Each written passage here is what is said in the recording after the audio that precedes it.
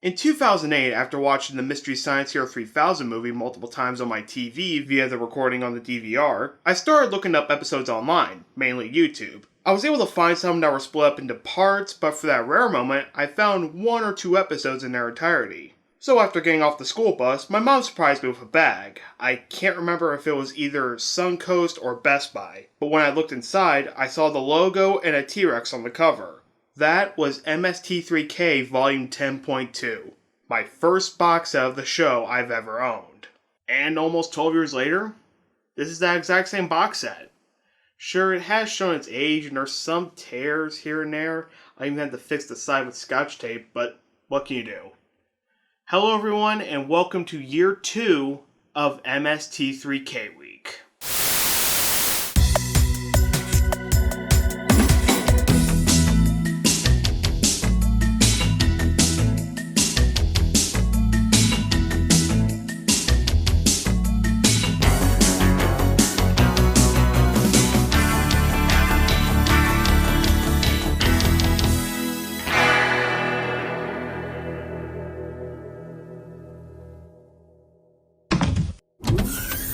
If you're new around here, back in 2018, I dedicated an entire week in November talking about Mystery Science Theater 3000. Not only for the show's 30th anniversary, but also for the 12th season that was coming out around the same time.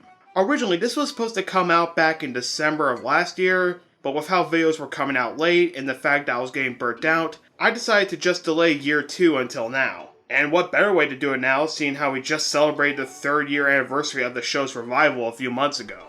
With that out of the way, let's get into the topic of today's video, the show's release on home video.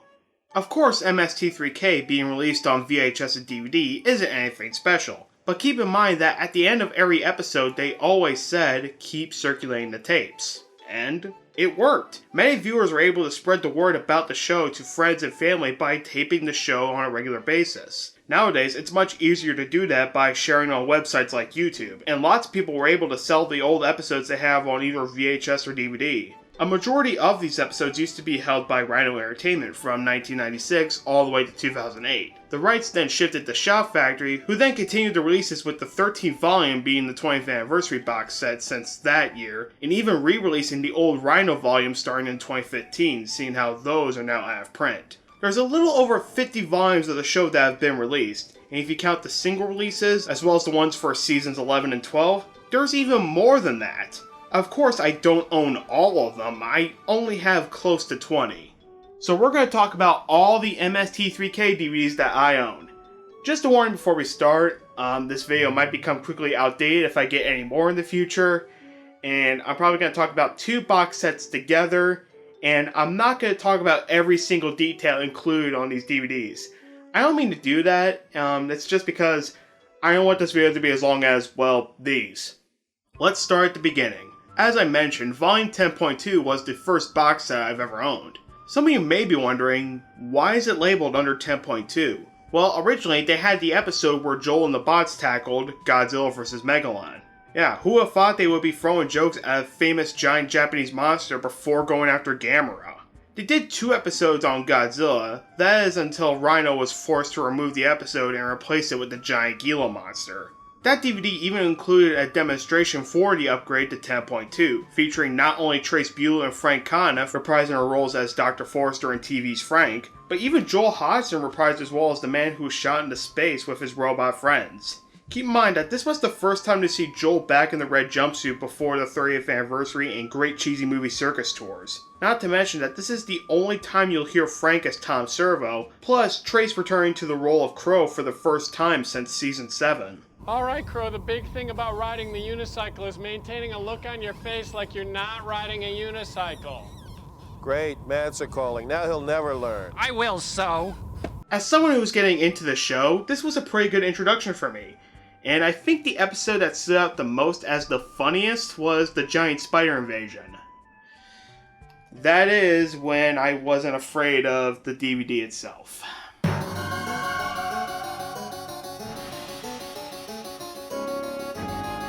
When I first saw this DVD menu as a kid, I thought it was a little creepy, but then the menu transition popped up.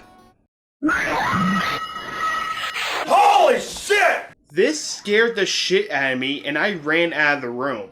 I'm not kidding. I had to turn the TV off so I don't have to see that menu screen, ejected the disc, and put it back in the case. If I ever wanted to play that episode again, I'd seriously have to let my mom get the DVD out of the case for me. Now I know what you're thinking. If I was so scared about the DVD, why would I watch this episode anyway? Well, I do have an easy explanation. I did it for the Packers. And as we all know, Packers won the Super Bowl! Packers! Woo! Next up are the two box sets I've owned. Volume 14, which I got in 2009, and Volume 15, which I got in 2012, I believe. These are tied for having some of my favorite episodes on each. 14 has Soul Taker and Final Justice, while 15 has Zombie Nightmare, as some of you may know from my top 10 favorite episodes list. Some of you may have noticed that so far going through these that some of my favorite episodes are from the Mike era of the series. Well, during that time when getting into the show, I was introduced to it when Mike was the host. Not to say that I didn't like Joel, oh no, I just wasn't used to his episodes yet at the time. But now getting more of the DVDs, I came to the conclusion that, yeah, I like them both equally. And speaking of Joel, here we have the MST3K Essentials. And if I recall, I got this in the summer of 2009, and again as a Christmas gift from my granny. I guess I forgot I already had one, or I didn't tell her. But hey, double the episodes, double the fun! That's the statement of the great bit in double mint gum. Plus, since I had a second copy, I sent one of the episodes to my friend Morgan for his birthday last year. The episodes included are, no pun intended, essential for any Misty to have. Manos, The Hands of Fate, and Santa Claus Conquers the Martians. This one also includes the first of two blooper tapes that are labeled under Poopy, and this one easily has some of my favorite outtakes from the show. It's affordable, comfortable, and leaves no visible panty line. Frank, that's disgusting. Here, let me have a go. Sing the praises of pants. Oh, shit. Shit. Shit. I gotta admit it is pretty funny.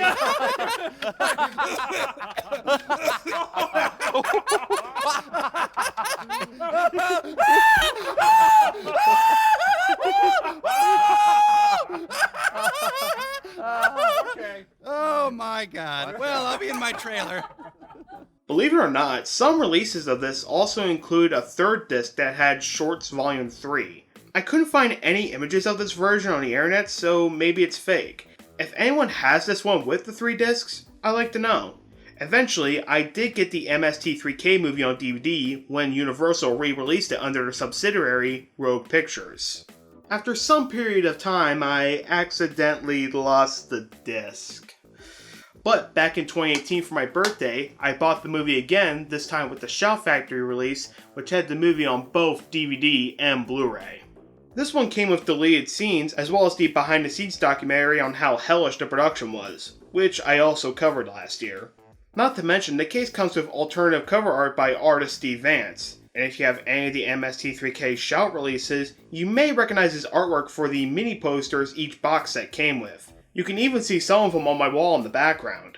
Not to mention, he's also done artwork for comic books like Superman Incorporated, Wonder Woman Adventures, and of course the alternative covers for MST3K the comic. Here we have volumes 26 and 33, which I got on Christmas of 2015 and my birthday in 2016. The former had some good episodes for me to see for the first time, like Danger Death Ray, with those top-notch special effects. I heard the submarine cost at least 10 box tops. And The Mole People, mainly due to me finally seeing one of the earliest episodes of Season 8. Volume 33 has some good picks as well, but my biggest takeaway from this box set was the menus. Now I know that a menu for a DVD shouldn't be that big of a thing for me to talk about, unless it's a broken mess, but the evolution of the MST DVD menus is surprising. When they were being released by Rhino, it was usually some sort of motion graphics or animation related to the movie featured on the episode, with the classic silhouette being laid over top of it all. And then as Shout Factory was releasing them, they started with the menus being CG with Tom and Crow in them, either on the Satellite Love Bridge with sound clips from the episode, or in a saying that was related to the movie.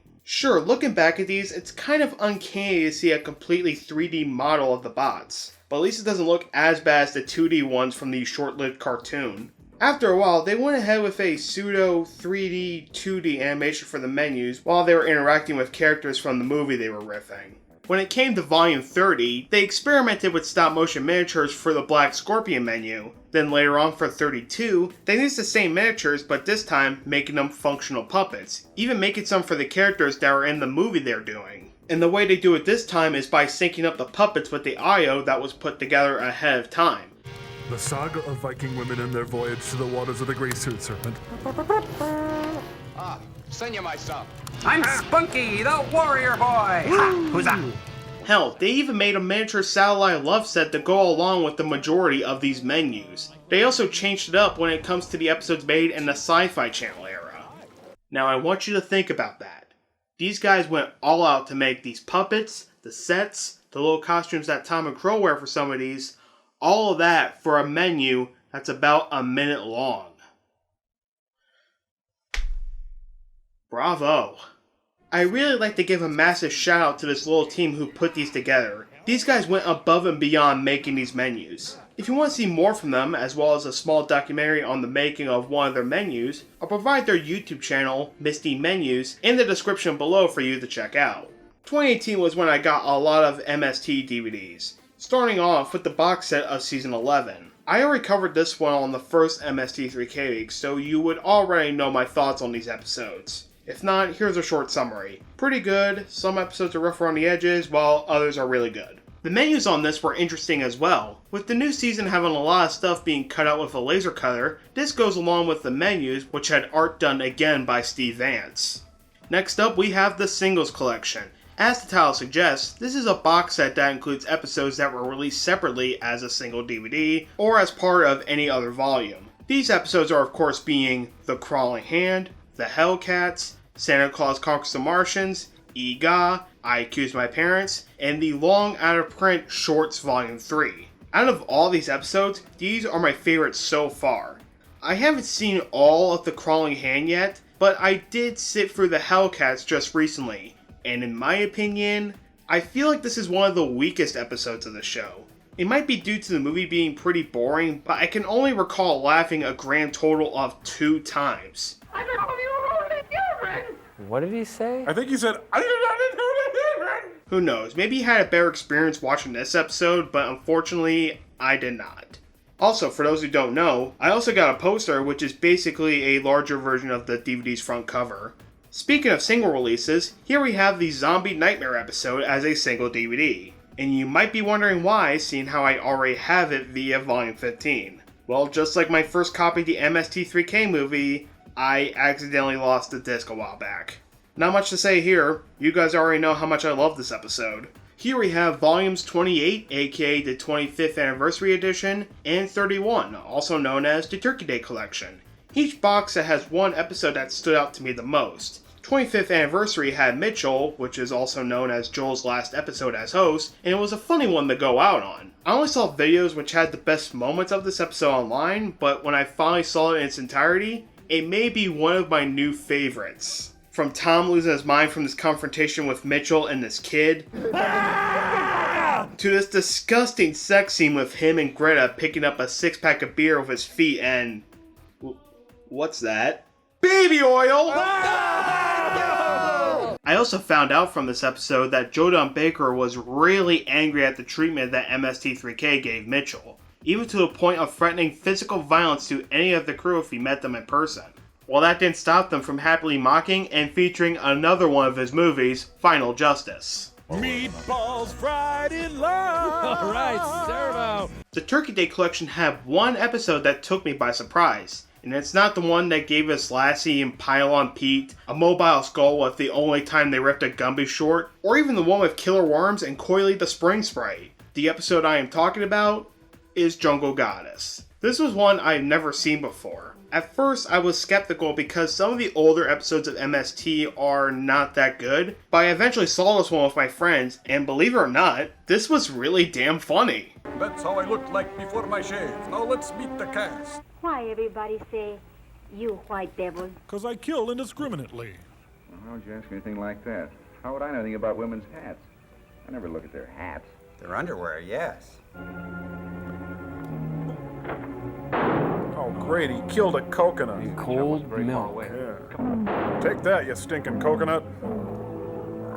I'm still right over your shoulder, smart guy. Rotten old coconut. Take that.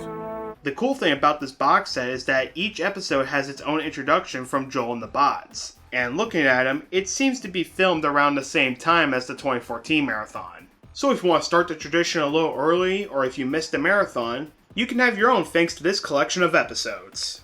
Well, it looks like we're returning to Rhino for these next two. Here we have Red Zone Cuba as a single DVD, and the final box set that Dave made, Volume 12. This one is very special for me because I remember seeing this box set in particular as Suncoast Video 10 years ago, but I never got it. That is until my birthday last year where I found these two used at a local FYE. When I popped one of the discs into the DVD player and I saw that door transition to the DVD menu, I was getting showered with memories of getting ready to watch one of the episodes from 10.2. And now I can learn how the Clonus horror will fit in with Peter Graves tonight on Biography in America Today! And watch Red Zone Cuba to learn not only how I'm Cherokee Jack, but also how Coleman Francis can fail even more as a filmmaker. And at last we have the most recent DVD in my collection, Season 12, aka The Gauntlet. But there's something very different about this one. You might have noticed that it says Pledge Drive Edition. Why is that? Well, I was one of the many people who helped back the season. Of course, this includes the 6 episodes with the movies they've done. I'll go into the season more when I get to it. Not to mention, if you have this version of the box set, not only do you get a little pamphlet to give thanks to more backers, and a little thank you letter from Joel himself, but you also get a bonus disc that includes a behind the scenes documentary for the season. It's the Joe Perry, Steve Perry supergroup, the Perrys. Oh, I was going to say Blind Man Group. Oh, good. I've been working on the railroad all the live long. What? You guys smell that? It's like Axe body spray and bronzer. Well, that's all the DVDs I have of the show. Of course there are some I didn't bring up like Cinematic Titanic or Riff Tracks. I just wanted to focus on the Mystery Science Theater side with my own perspective on how I got them. Man, I gotta tell ya, just going back to look at these, it's like opening up a time capsule to look at old memories. So, let's end with a top 5 on what I think are my favorite box sets. Number 5, The Essentials. Not much of a box set given how there's only 2 episodes, but this one I definitely recommend for those who are getting into the show, with episodes including a gibbering man goat and the star of The Lonely Lady as a Martian child. Will you buy me a Golden Globe then?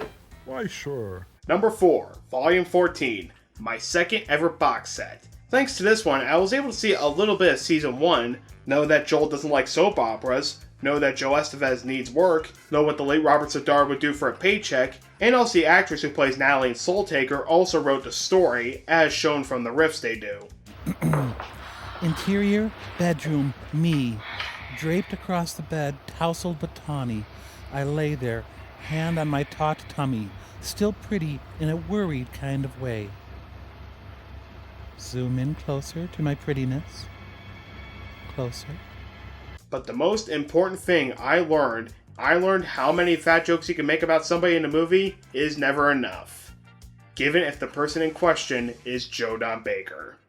Think you can take me to a pizza place? Number 3, Season 11, aka the return of the famous movie riffing puppet show. Teaching us how Reptilicus is very silly, not listening to your parents if you believe in Bigfoot, the glory of Castle! And if you can't do it, Gus can. The power of Gus compels me.